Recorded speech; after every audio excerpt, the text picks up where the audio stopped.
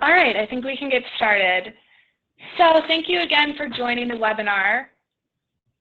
We at FiscalNote are always wanting to educate our clients and friends of firm on different issues in policy and how it impacts them. Today we're going to be talking about tech policy specifically in the intersection of legislation and tech policy.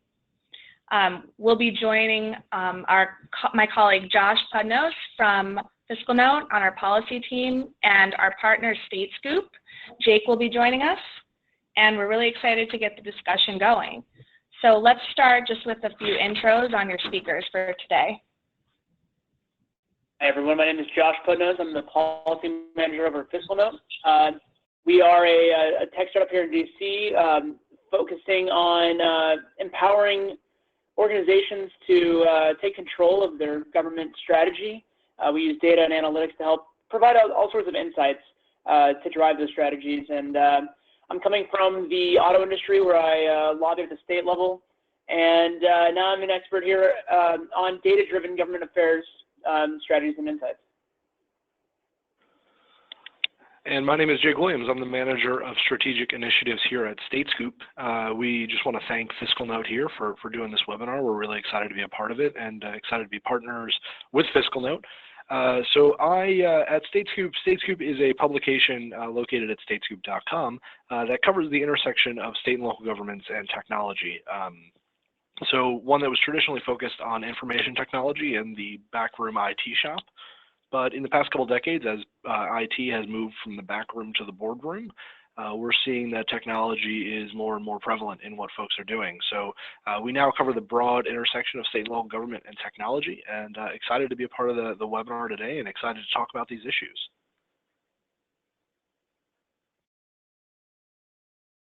Great, so just a little bit of what you can expect out of the webinar today.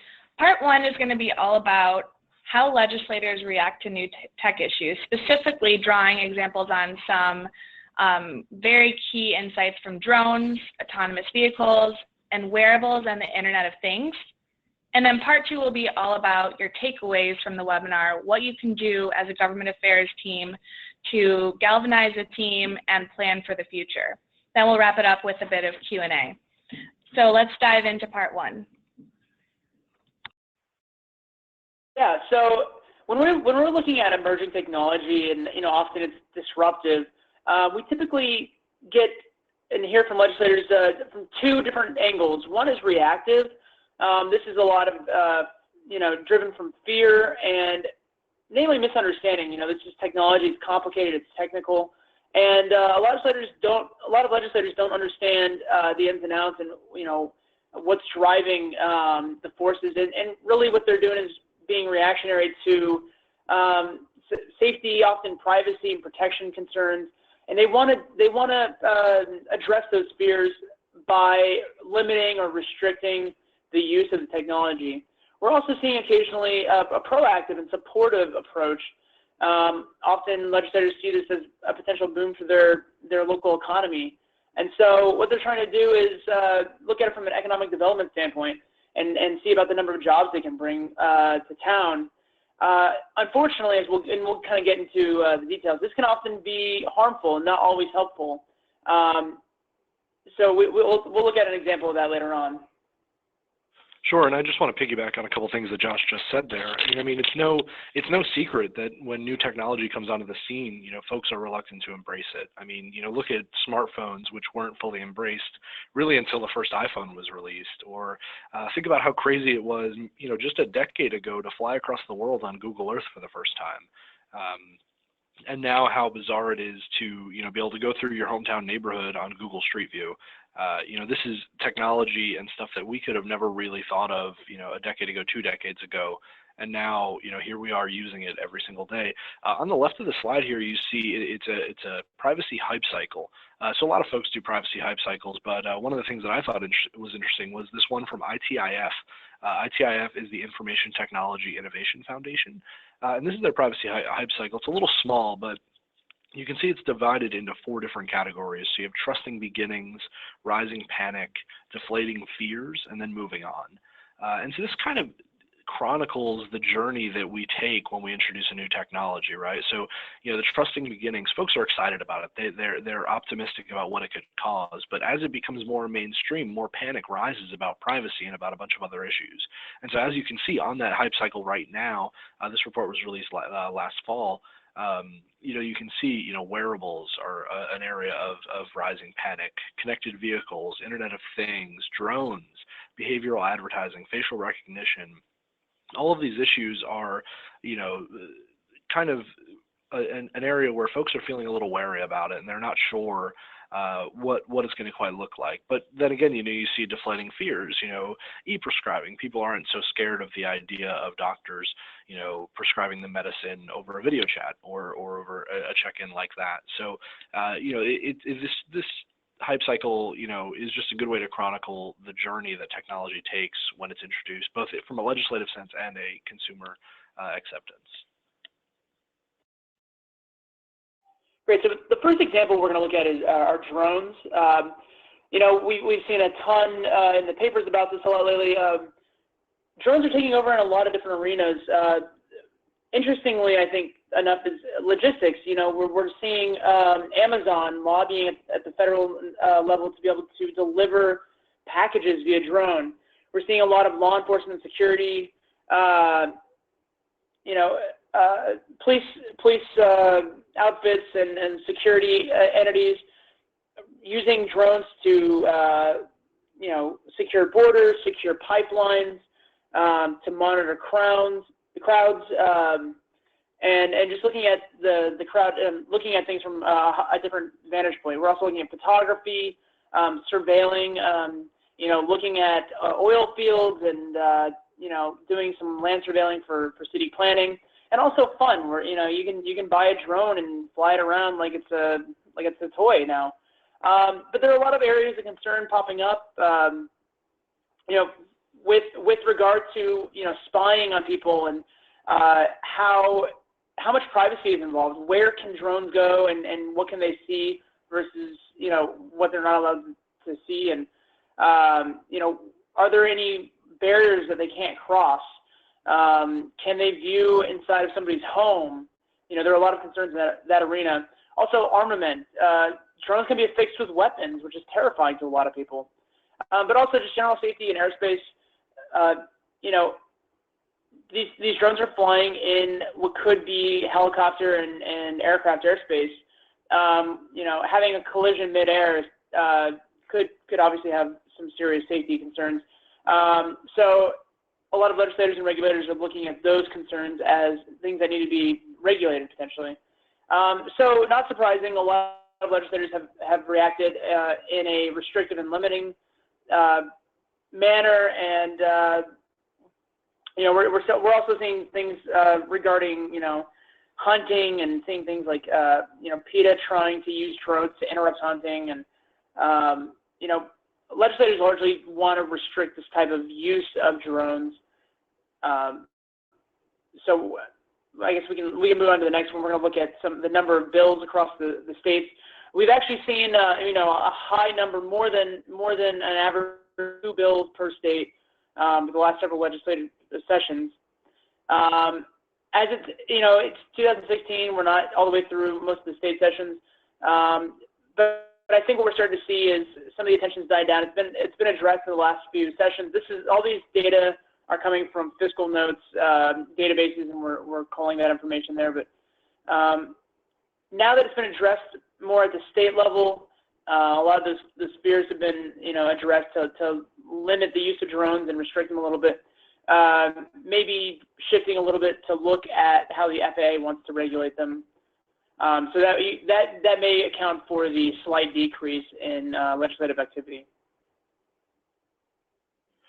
Yeah, so in 2015, the FAA estimated that about 45 different states considered drone-related legislation in 2015. So that's kind of stunning. I mean, 50 states, 45 of them are looking at drone-related legislation, and doesn't mean that all of them are privacy-related, but as Josh said, most of them are focused on privacy. Folks, lawmakers and citizens alike are concerned about what these drones could do and how they could impact their lives. So some states are passing privacy bills, and there are several privacy bills that have passed or are in the process of passing in Washington State, Utah, Virginia, Oregon, Minnesota, Michigan, and one thing that's really interesting is some states like Illinois, for example, are using legislation to establish task forces to find a way to study drones and find a way to figure out, how can we use these unmanned aerial systems to, to get things done for government, and how can we make sure that our citizens are protected from the dangers of them. So it's a really interesting thing. Another thing that's really interesting is the involvement of state CIOs. So state CIOs, state chief information officers, are in most cases the highest level technology officials in state government. And what they do is they advise the governor or a commission of technology folks on how the state should be making technology policy, as well as the internal operations of how state governments operate.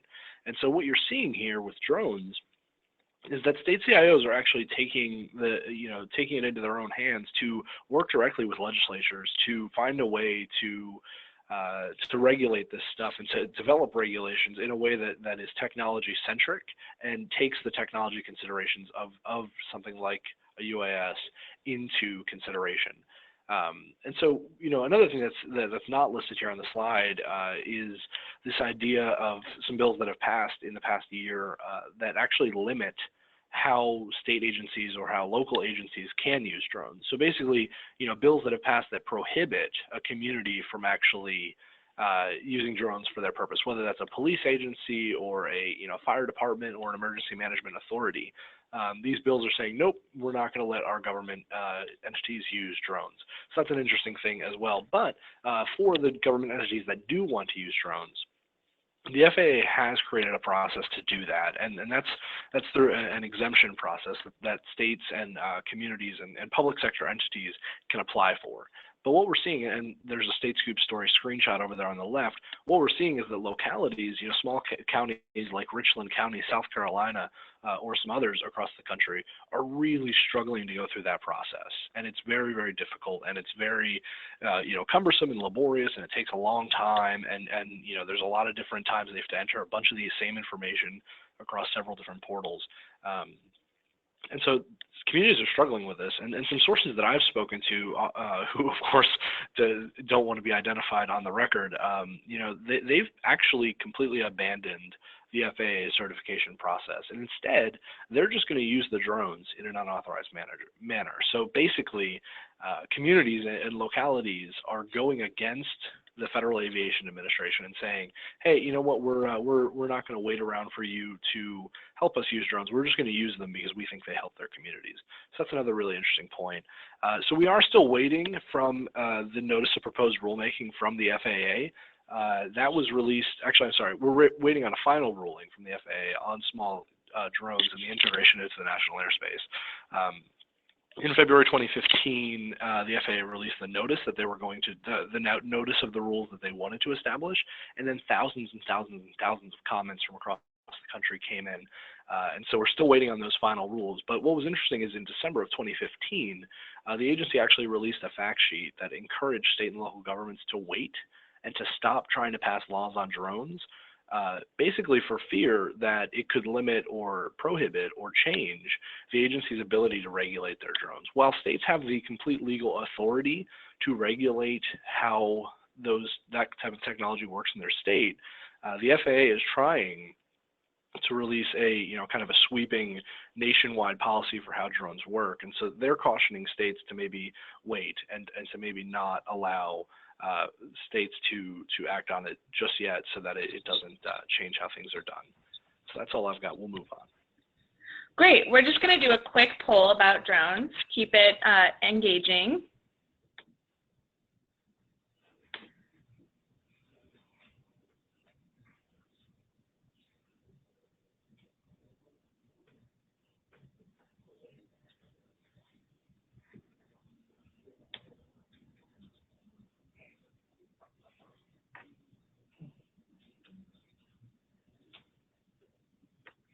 All right, moving on.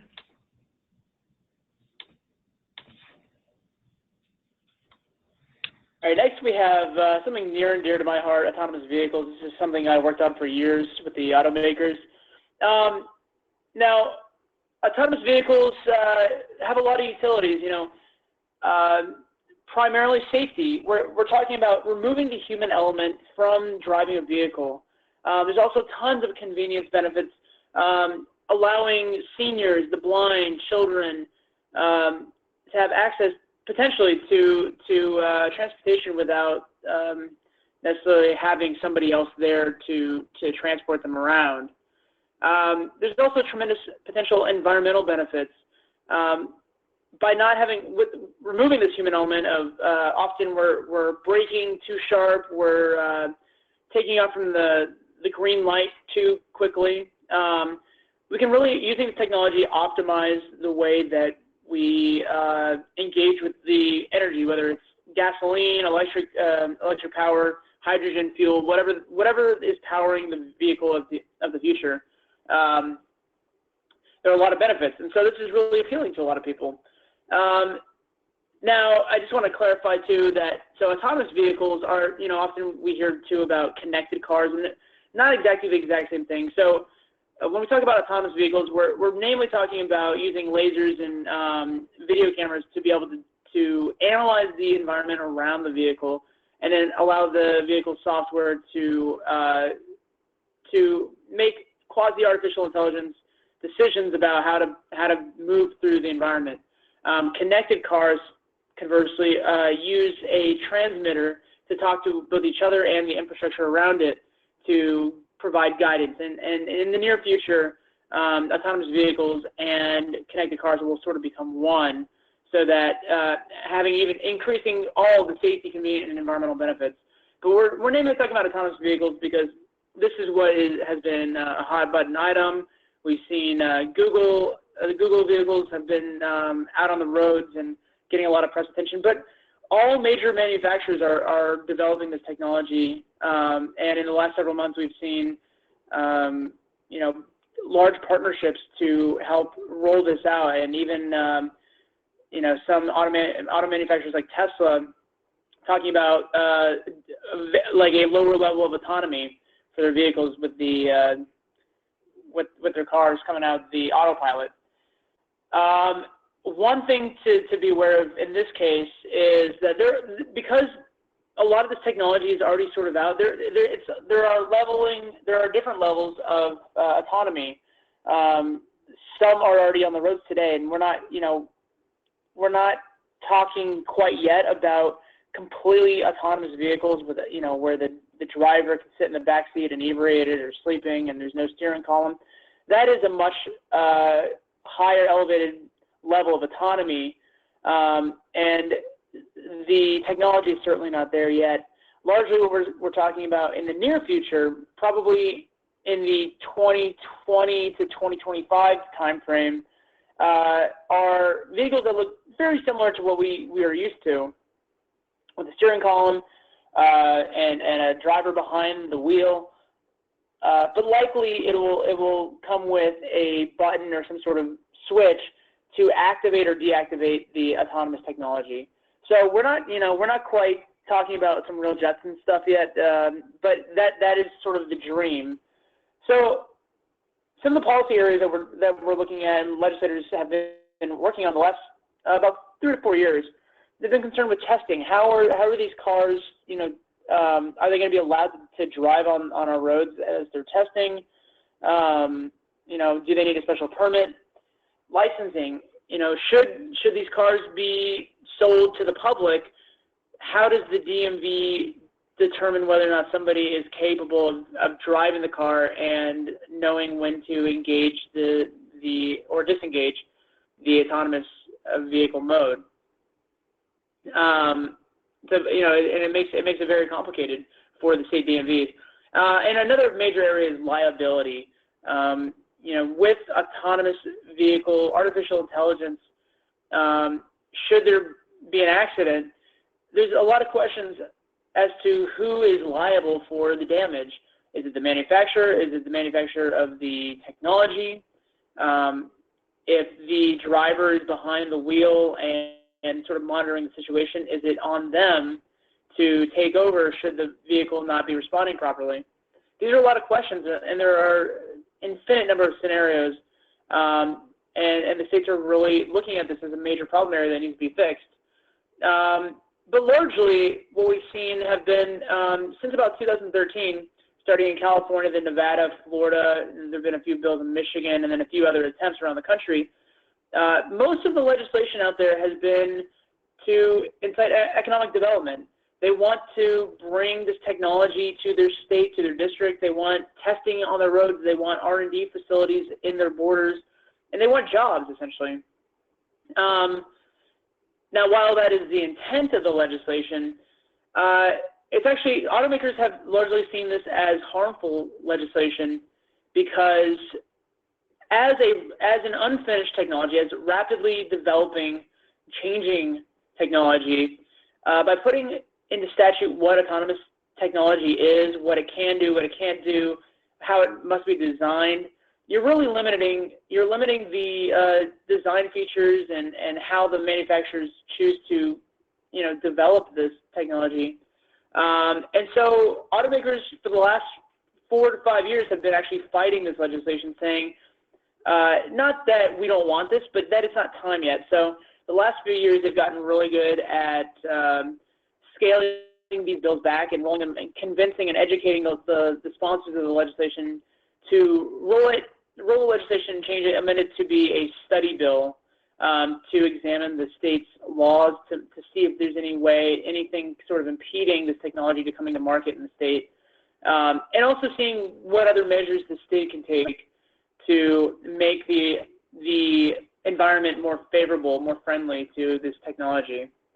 So if we want to look at the bills across the country over the last few years, we saw a lot more activity in the past few years, and it's sort of scaled back. Namely, I'd say a few different reasons. One, the automakers have gotten really sharp at sort of beating these bills back and educating lawmakers on them. Two, the National Highway Traffic Safety Administration, NHTSA, has really been working on some frameworks and some guidance for the states and for the entire country about the design and other sort of things to roll out this technology. And three, so California being the first state that really tackled this legislation in its entirety, so much so that they required the state DMV to develop a slew of regulations regarding autonomous vehicles. What they found was that the DMV was ill-equipped to do the amount of legwork required to really analyze and develop regulations for this. A department that is more attuned to be writing regulations and changing regulations as far as road conditions and requirements for drivers, they're not really ready or have the resources, financial or human resources to be able to tackle looking at code and the really sophisticated systems in autonomous vehicles. So it's cost them an extraordinary amount of money. That message is largely spread across the country to other DMVs. So DMVs have actually been joining the automakers in telling legislators that the state's not quite ready for this legislation yet, and that they should consider holding back for now until we as a country and this technology is ready for greater deployment to the public. Yeah, I mean, Josh made Josh made a lot of incredible points there. Autonomous vehicle definitely still an emerging issue for states. I mean, we saw some legislation happening over that 3-year chart that Josh showed. But definitely still an emerging issue. I mean, some states are leading others in this issue. Josh mentioned California, but obviously we saw a lot of challenges there with the implementation and the establishment through the DMV of how to put in self-driving cars. Some other states that are looking at it, some other states that have that actually in certain spots of the state have self-driving cars on the road. As Virginia and Texas, those states are looking at it. But really, I think the most interesting part and the most interesting angle of autonomous vehicles is this idea that cities are thinking about this already. Cities are ahead on this because they have to be. I mean, the autonomous vehicles are going to be rolling through the city streets way before they are rolling across state highways. And not only that, but also cities are ahead on this because the federal government is actually nudging them along and baiting them along with, some grant money. So late last year, the White House and the Department of Transportation announced a $50 million Smart City Challenge focused entirely on smart-enabled transportation. And so part of that, it was also, an encouragement and a semi-requirement to actually incorporate planning for autonomous vehicles in that transportation plan. And so the finalists for that were just announced a couple of weeks ago at South by Southwest. A lot of really cool cities and really innovative projects were announced. So definitely, look in the next couple of months to see what happens with that, because you can expect that city, whatever city wins that challenge, wins that money and wins that private sector backing. I mean, I should have mentioned that several private sector companies, technology companies, have thrown their hat into the ring with this challenge and offered help in the form of money and in the form of resources to the Smart City Challenge winner. So when that winner is announced, look to that city to be one of the leaders in what's to come when it comes to autonomous vehicles, as well as smart enabled transportation as a whole. We're also seeing, in Utah, legislation passed to commission a study on how the state should handle autonomous vehicles. So look for some results from that study as well, and you can see coverage like that on a site like Statescoop. Great. So the last area that we're going to look at as an example are wearable technologies and Internet of Things. So we're actually we're fairly familiar with a lot of this technology. Some of the utilities, managing our activities, our health. A lot of us have Fitbits that track our steps and our heart rate and our patterns. There's some of the wearable technology that accumulates data. There are examples of socks, for example, that show you the pain points in your feet, so you can make adjustments to your, any sort of padding that you want. We're seeing greater integration with other technology. A few years ago, we saw a lot about Google Glass, which I guess it didn't end up panning out, but the iWatch, the Apple Watch, has been very popular, integrating with your iPhone to be able to increase functionality. And then really in the future, we're going to see more and more of controlling the body with implants and regulating blood flow and monitoring the health of your heart in the body, and has a tremendous potential health benefits and greater monitoring, finding data from all of our human activity. But with anything that's connected to the internet and anything sort of monitoring and collecting data on human activity, there are great concerns about privacy, and anything connected to the internet, which wearable technology is, and the Internet of Things is part of the internet.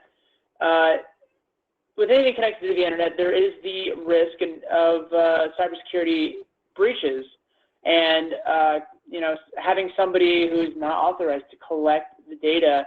And so there's a lot of concerns over the privacy of this data and who can access it, who can't.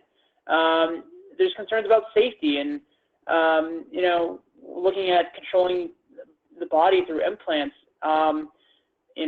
Who can access that, and who can overpower it and cause the technology to do things that we don't want it to. It's for a lot of people, it's very terrifying.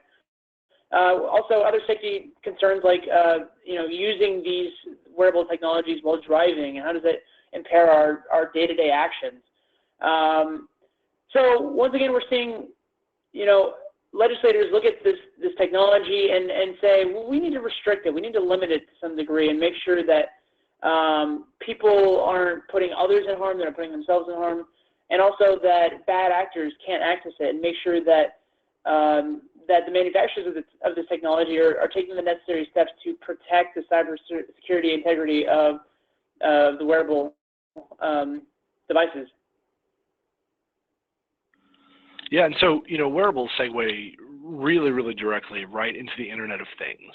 So for those who are not familiar, think about every single device that you own, starting with your smartphone, and think about how or if it connects to the Internet. So if it does, that's a good sign. The next criteria is, does it generate data? And so it almost always does. so that combination of things, that anything that connects to the internet and generates data, that's commonly considered to be a member of the Internet of Things. So that can be anywhere from smartphones to wearables like an Apple Watch or a Fitbit, to a sometimes a body camera that may be equipped with remote downloading software, so the minute it hits range, it downloads whatever data is on board. There are smart coffee makers now. There are smart refrigerators, as well as like smart TVs that can track your viewing behavior and recommend good shows for you based on the data that it collects. So kind of like Josh said, we're not seeing a whole lot, at the state level yet again, and it's more of it's definitely more of a cybersecurity and more of a privacy issue at that level. But where we are seeing some really cool Internet of Things work is actually at the city level. And so think about, the city of Atlanta is looking into, making their traffic lights smarter so that, it can reduce congestion on city roads.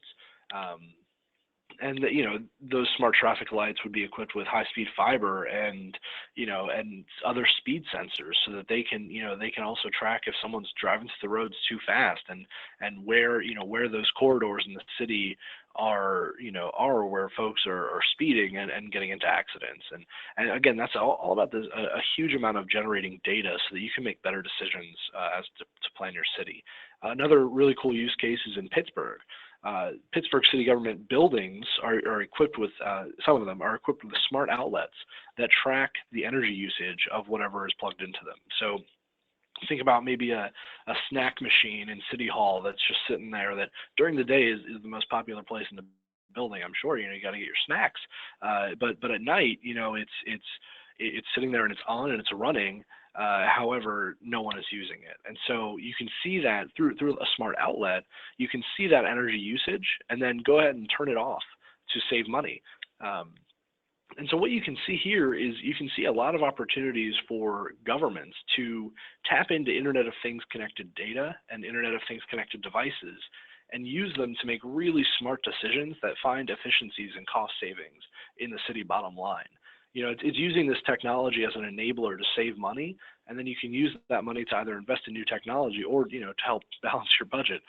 So it's definitely a good, from that perspective, it can be a good thing. But obviously, as Josh said, a lot of security concerns, a lot of things that city governments and state governments and governments as a whole need to think about with this.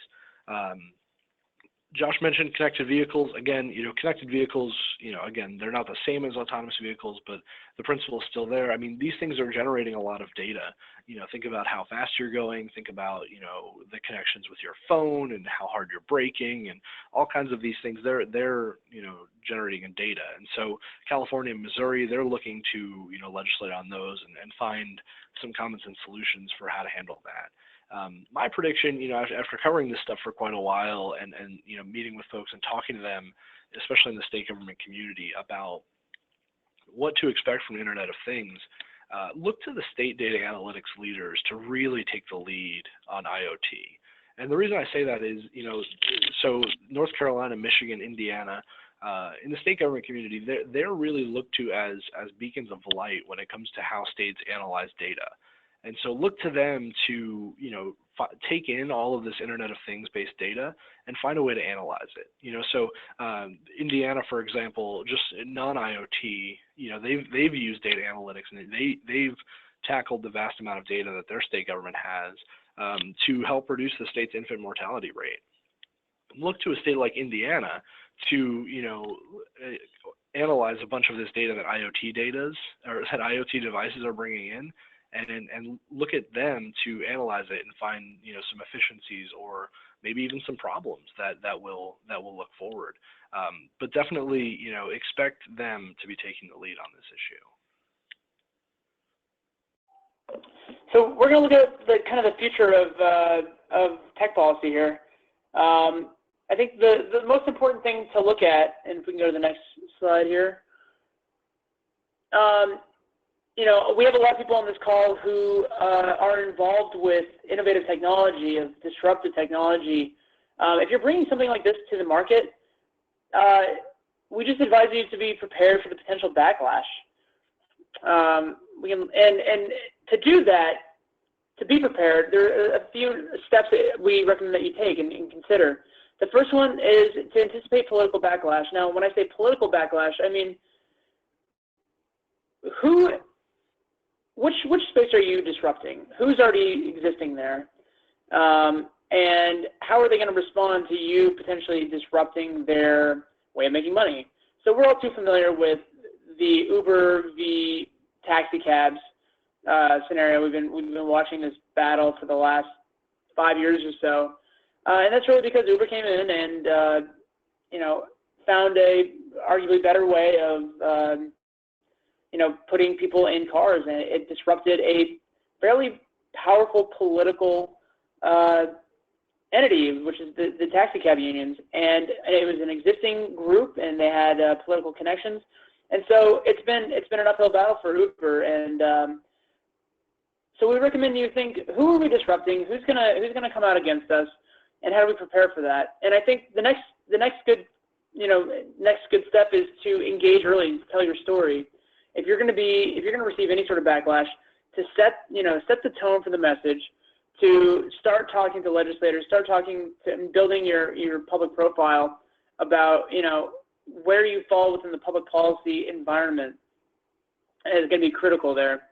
And then take affirmative steps to show the lawmakers that their concerns are your concerns, and that you want to address their issues. So a couple of years ago, when the auto industry was facing some concerns about vehicles being hacked and the data being collected on them, the auto industry actually took some affirmative measures before the legislatures at the Congress or around the states could place any severe restrictions on them. And so they did two things. They created privacy principles for all major auto manufacturers in the U.S. Said, we're going to take some affirmative steps here where, among other things, we're not going to collect your data. We're not going to provide your data that's being collected to anybody else without your written consent, affirmative consent. And really taking the steps saying, we understand that this data is sacred, and we're not going to allow anyone to access it. That shows the legislators with privacy concerns, that the auto industry understands the concerns and they're doing everything they can. But also, with concerns about cybersecurity for vehicles, there's only so much that any individual company or the collective industry can do affirmatively, but they actually work to create what's called an ISAC, which is sort of an organization that shares cyber attack information, so that if one is attacked, the others can be alerted of how it happened, how the attack was thwarted, or how it was taken care of, so that they can prepare for a similar attack. And this is, for one reason, this is a reason why many organizations join trade associations, because a rising tide lifts all ships, and it also lowers all ships. So in this case, if one car company was being hacked, it draws into question the cybersecurity of all other vehicles. And so they really wanted to work together to ensure the public that they're taking every reasonable step to ensure that the security of their vehicles was intact. So think about what steps you can take to show that any concerns are real and that you take them seriously, that you are doing everything you can to make the situation better. And then as you grow and you develop fans and users, prepare them and have them, keep them in mind and ready to go to do your political battles with you and for you. Again, Uber has done a terrific job. They've developed a really critical fan base of users who firmly believe that their technology is better than the incumbent. And when in New York City, when they had to fight the city government, the Uber users came out in masses in support of Uber. And that's just a tremendous thing to have in your back pocket if you can build up and just have that army force waiting to go to battle with you. But we also recommend you consider developing a government affairs program. This is something that, this is not just for the Fortune 500 companies having lobbyists and stuff. If you have a disruptive technology and if it is going to receive critical attention from legislators and regulators, it would behoove you to have professionals within your organization, to have your own shop that is focused on defending and proactively representing your technology. And so many sophisticated programs have a legislative affairs program, lobbyists going around the Capitol, not just the Capitol, but around all 50 states and even some cities, depending on the technology. You look at Airbnb, for example, has had significant activity at the city level because we're dealing with zoning issues and who can come in and out of buildings. Regulatory affairs is also very, very important. Federal and state regulations could, if you're not engaged with the process, could cost your business thousands or millions of dollars, or even completely put you out because you can no longer comply with the regulation. So it's important to have policy experts engaged in the process, talking with the regulators, and filing public comment on regulations at all times. A really sophisticated government affairs shop also has a political affairs team. A lot of people are uncomfortable with political contributions, but frankly, they serve a great role in helping build relationships with legislators. So this can be an important part of, going deep and identifying champions that are going to help you out later on. A communications team is also pivotal, not just social media and press outlets, but really, making sure that your product marketing is in sync with your policy marketing. How are you going to tell your story to the public when it sort of combats and confronts an existing policy or legislation? What message are you telling? How does it make sense? Having a robust communications program and communicators is really important. And then legal is fairly straightforward. Having a general counsel team that can help you navigate the legal waters has obvious benefits. So, and I talked a little bit before about identifying potential champions, building relationships with legislators who identify, understand your issue, are interested in your new technology. Perhaps they represent your headquarters or a local manufacturing plant that, jobs derived from your manufacturing or your product, are important to their district. They could potentially, as you identify these people, as you build relationships with them, they can fight your battles for you. They can help you fight your battles for you. They can come to your defense. They can come to your offense.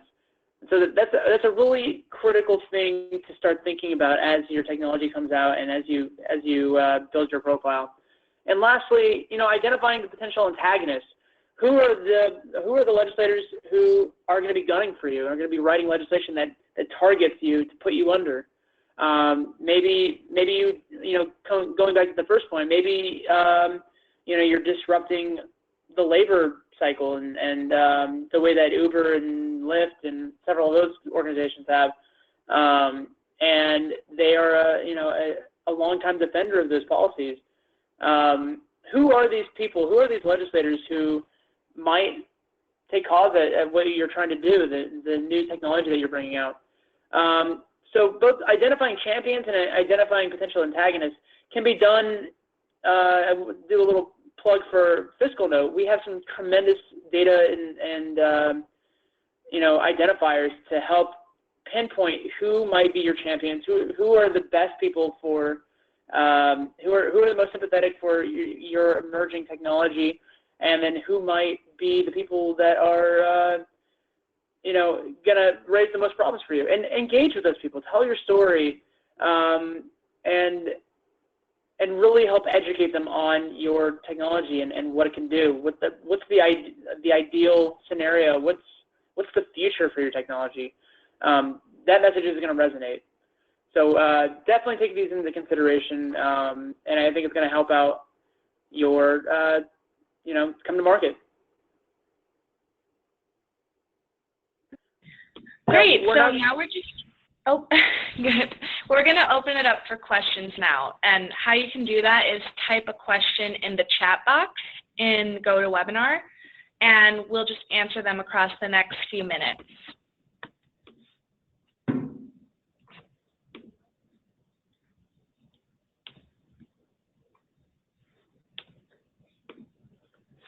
So we have a request to send a PDF copy of the presentation. Yes, we will send around a recording as well as the slides so you can share with your teams and review later.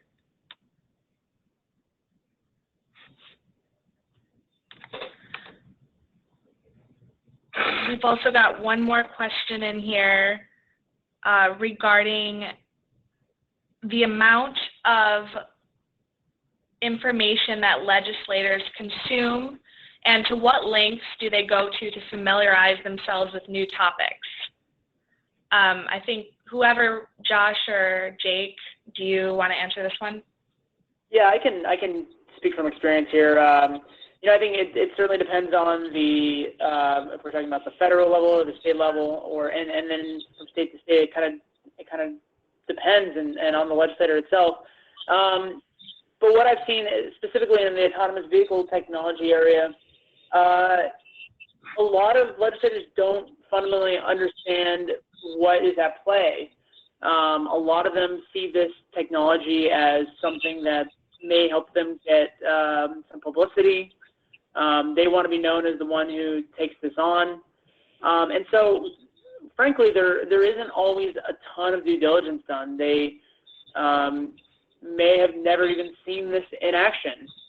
I've been to states where I know for a fact they've never had autonomous vehicles driving on their roads, and for them to start talking about it as if they know it is problematic because they don't, and they need it. They need education.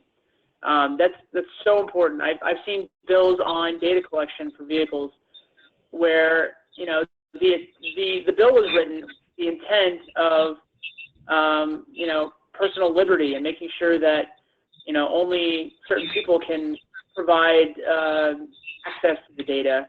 But really, it had significant implications that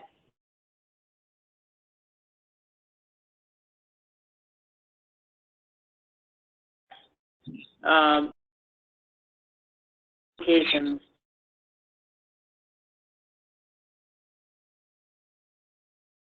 you're able to get a technical expert to come with you to explain the ins and outs. They're gonna have a lot of questions, and I think overwhelmingly they want to know, they want to better understand it.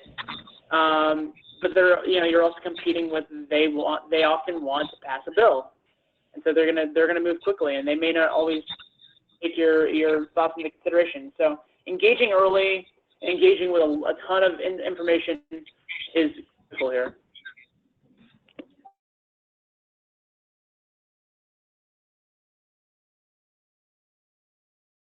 If we can share which states have been the most anti-innovation, anti in quotes, in terms of legislation. This might, I don't know.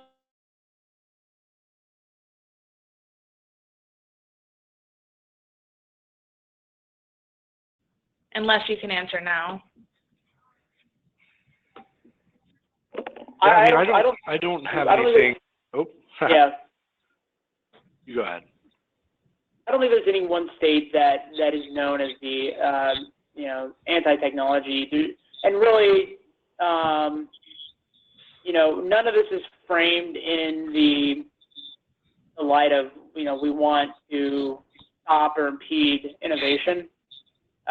Usually, the legislators are trying to identify concerns and address these concerns, not to actually stifle the innovation. It's often just a byproduct.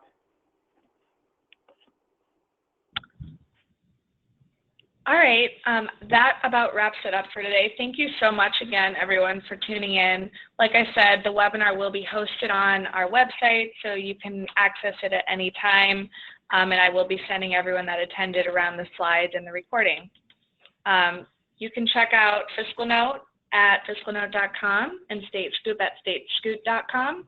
We hope to hear from you all soon, and thanks again. Have a great day.